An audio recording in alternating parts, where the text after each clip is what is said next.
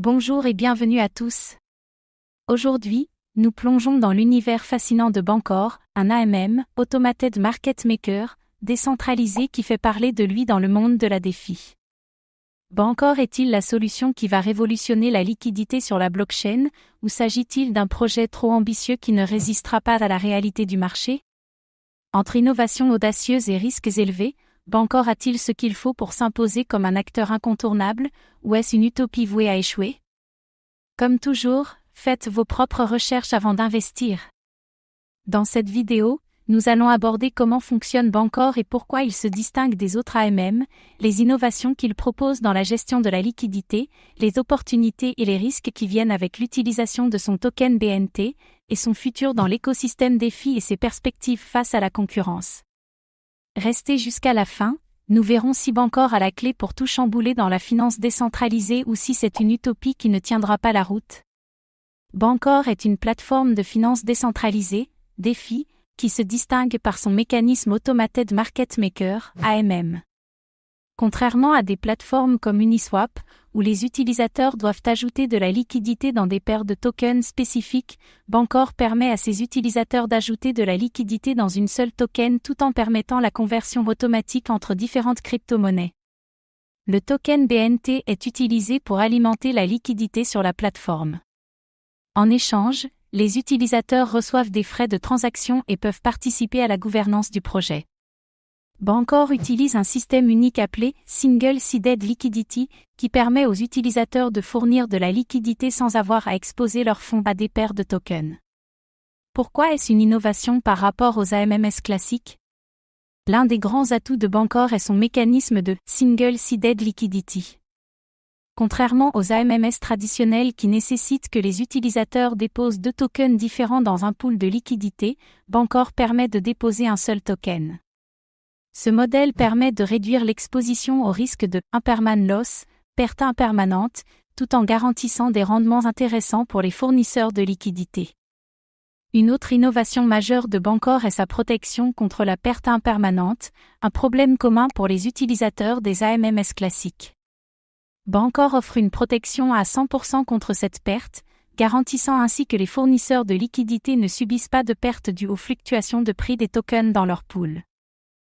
Cela pourrait-il attirer de nombreux investisseurs à long terme dans la DeFi? Bancor a constamment mis l'accent sur la soutenabilité de son modèle économique, en intégrant des mécanismes de récompense et de gouvernance pour ses utilisateurs. Les utilisateurs peuvent participer à la gestion de la plateforme via le token BNT, ce qui leur donne un contrôle sur l'avenir du projet.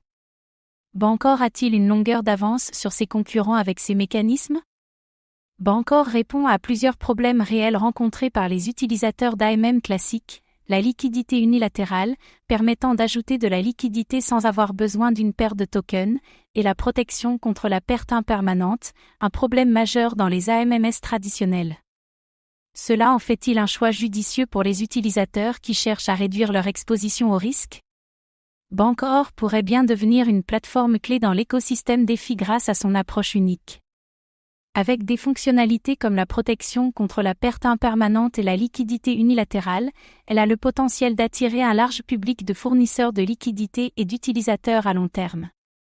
Un véritable atout face à des géants comme Uniswap, qui ont encore beaucoup de travail à faire pour surmonter la perte impermanente. Bancor fait face à une concurrence féroce de Uniswap, SushiSwap et d'autres plateformes établies, qui possèdent déjà des volumes de liquidités très importants. Comment Bancor peut-il se différencier face à cette concurrence?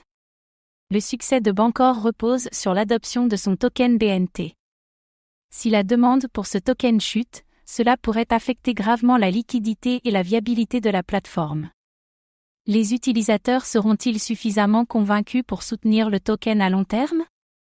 Comme toute plateforme DeFi, Bancor doit faire face à des risques liés aux régulations gouvernementales et aux vulnérabilités technologiques. Un audit de sécurité défaillant ou des restrictions légales pourraient nuire à son développement. Quels sont les risques que Bancor doit surmonter pour réussir sur le long terme? Si Bancor parvient à continuer d'innover et à attirer des utilisateurs avec ses mécanismes uniques, il pourrait redéfinir la liquidité dans DeFi. Son modèle de single-sided liquidity et sa protection contre la perte impermanente pourraient faire de lui un choix privilégié pour de nombreux utilisateurs. Bancor pourrait-il devenir la référence en matière de liquidité décentralisée? Cependant, avec une concurrence acharnée et une dépendance au token BNT, Bancor pourrait se retrouver limité. Il devra également surmonter des problèmes de sécurité et faire face à une réglementation de plus en plus stricte. Bancor sera-t-il capable de maintenir son modèle face à ces défis? Bancor est sans aucun doute un projet innovant qui pourrait révolutionner l'écosystème DeFi avec son modèle de liquidité unilatérale et sa protection contre la perte impermanente. Cependant, il devra continuer à innover et à faire face à des défis de taille, notamment la concurrence et la régulation. Que pensez-vous de Bancor? Est-ce un projet capable de tout chambouler, ou une utopie trop ambitieuse pour survivre dans un marché aussi compétitif? Dites-nous en commentaire. Merci d'avoir regardé cette vidéo. Abonnez-vous et activez la cloche pour ne rien manquer sur les projets crypto les plus intrigants.